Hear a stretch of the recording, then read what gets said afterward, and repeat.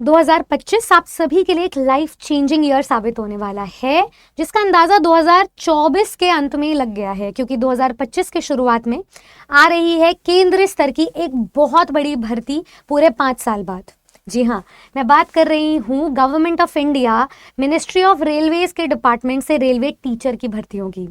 अब इस railway teacher की पोस्ट पर आवेदन प्रक्रिया कब से शुरू होगी, क्या प्रोसेस है, लास्ट डेट क्या है, किन किन पोस्ट पर भर्तियां आने वाली हैं, उन पोस्ट्स के लिए हर सब्जेक्ट पर एलिजिबिलिटी क्राइटेरिया क्या रहेगा, एग्जाम पैटर्न क्या है, सिलेबस क्या होगा, कब तक होगा एग्जाम और हम तैयारी कैसे करें, इन सभी की संपूर्ण जानकारी आपको इस वीडियो में मिल जाएगी, तो अंत तक जरूर देखिएगा।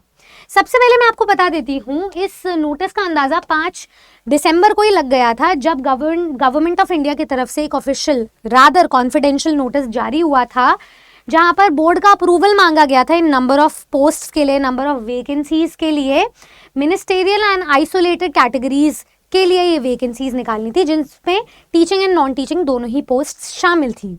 तो टोटल पोस्ट्स हैं 1036, जिसमें से हमारा जो मसला है, हमारा जो लेना देना है, बिजनेस है, वो है टीचिंग पोस्ट से।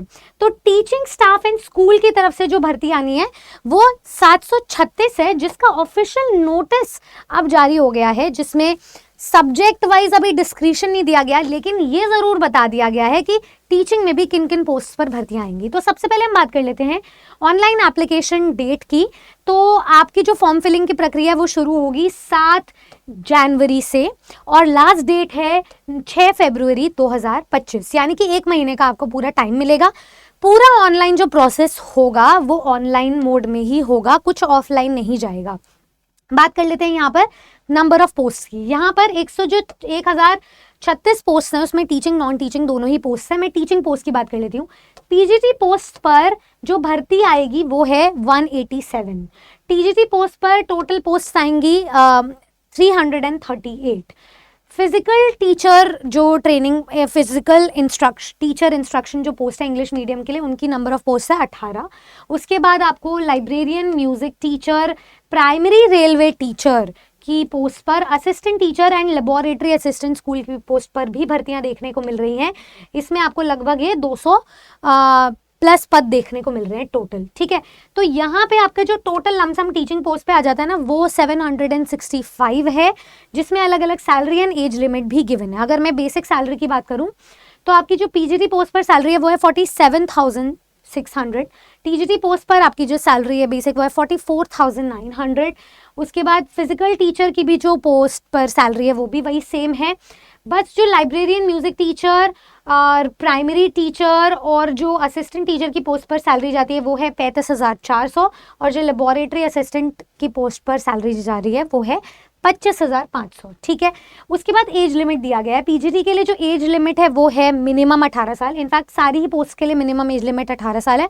मैक्सिमम एज लिमिट की बात कर लेते हैं। पीजीटी पोस्ट पर मैक्सिमम एज लिमिट 48 साल है, टीजीटी पर भी 48 साल है, फिजिकल टीचर ट्रेनिंग के लिए भी 48 साल है।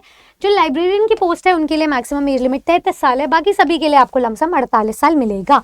यहाँ पर एक बहुत ही अच्छा नोट है, नोटवर्दी बात यह है कि कोविड-19 के वजह से वन टाइम मेजर की तरफ से या वन टाइम मेजर दिया जा रहा है, जिसमें आपको 3 साल का रिलैक्सेशन प्रोवाइड किया जा रहा है ऑन योर अपर कैप, जो अपर एज लिमिट है उसमें।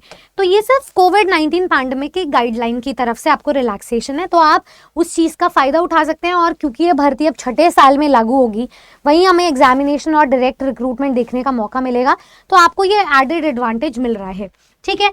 चलिए, बाकी ऑफिशियल जो वेबसाइट विजिट करने के लिए इन्होंने नेम्स कुछ दिए हुए, आप उसे नोट डाउन कर सकते हैं। और साथ में एक चीज़ दी गई है कि नंबर ऑफ पोस्ट के जितने भी पैरामीटर्स हैं वो 2019 की जो गाइडलाइन है, वो जो आपका पीडीएफ है वहाँ से आपको चेक करना है। तो मेरे पास वो भी पीडीएफ है, मैं अटैच कर दूंगी। यहाँ पर हमारे पास पूरा रेलवे टीचर का नोटिफिकेशन है जो 2019 में आया था, आप यहाँ पे देख सकते हैं, ठीक है। तो ये जो सेंट्रलाइज्ड नोटिस है, इसमें हम सबसे पहले एलिजिबिलिटी क्राइटेरिया पर चलते हैं।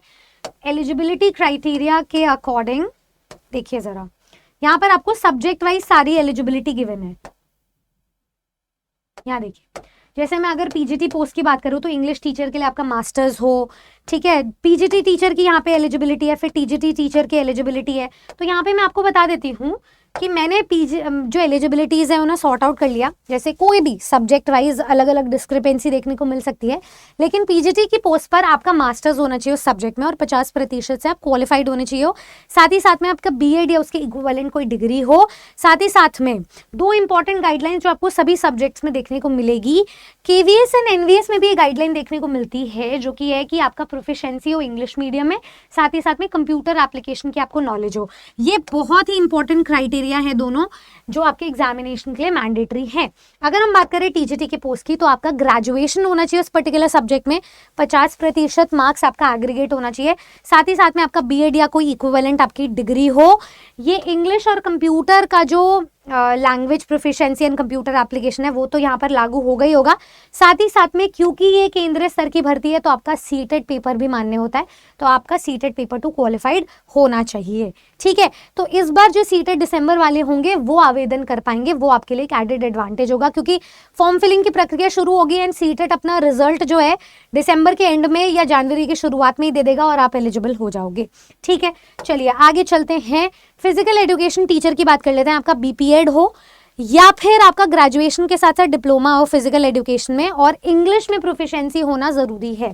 बात कर लेते हैं हम असिस्टेंट टीचर की, जो जूनियर स्कूल के लिए है, तो आप 12th पास होने चाहिए 50% एग्रीगेट के साथ, साथ में डीएलएड या बीएलएड आपका कोई भी डिप्लोमा डिग्री होना ज़रूरी है। साथ ही साथ में आपका टेट पासिंग सर्टिफिकेट यहाँ पर वैलिड होगा, तो टेट पास हो आप होने चाहिए हो। एंड यहाँ पे एक नोटवर्दी बात यह है कि 5% रिलैक्सेशन मिल रहा है रिजर्व कैटेगरीज को, SC ST OBC and PWBD को, तो ये एक एडेड एडवांटेज आपको मिल रहा है।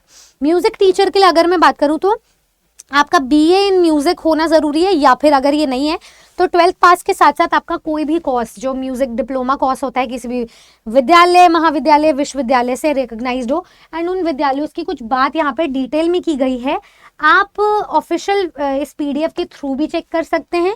फाइनल एग्जामिनेशन वाले भी यहाँ पे वैलिड होंगे जो शंकर गांधर विद्यालय ग्वालियर से हैं, तो आप या तो इसे चेक कर लीजिए या फिर आपके सारे सब्जेक्ट ओरिएंटेड टीचर्स आपको ब्रीफ आउट कर देंगे आपकी जो भी सब्जेक्ट के अराउंड एलिजिबिलिटी है उसको। ठीक है, साथ ही साथ में मैं बता देती हूँ जो भी लैब असिस्टेंट स्कूल के लिए अप्लाई करना चाहते हैं उनकी एलिजिबिलिटी है 12th या उसके इक्विवेलेंट कोई आपका कोर्स होना चाहिए, साइंस आपका सब्जेक्ट मेन आपको होना चाहिए, साथ ही साथ में आपके पास 1 साल का एक्सपीरियंस हो पैथोलॉजिकल और बायोकेमिकल लैब में। ठीक है, तो ये कुछ एलिजिबिलिटी क्राइटेरिया है जिनका आपको ध्यान रखना है।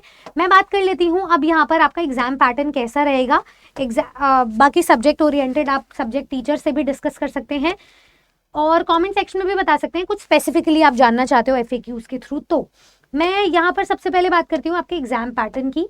एग्जामिनेशन पैटर्न कुछ पेपर में गिवन नहीं था, लेकिन क्या गिवन था कि आपके नंबर ऑफ क्वेश्चंस कहाँ से आए हुए हैं, जिससे आपको टॉपिक्स सिलेबस जो आपको कवर करना है उसके बारे में एक आइडिया लग जाए। ठीक है, चलिए बात कर लेते हैं PGT एंड TGT टीचर्स के लिए आपको जो भी एजुकेशनल साइकोलॉजी के अराउंड कंटेंट है वो पढ़ना है। जैसे नंबर ऑफ क्वेश्चंस दिए गए हैं 22 से 28 तक, तो आपको टॉपिक्स कवर करने हैं philosophy of education, sociology and education in Indian context, education culture and human values, democracy in education, education and integration, psychology of learner and teaching, curriculum and instruction, instructional methods. तो number of questions के साथ साथ दिया गया है, total 50 questions आपसे पूछे गए थे एंड यहाँ पे टॉपिक्स आपको गिवन है।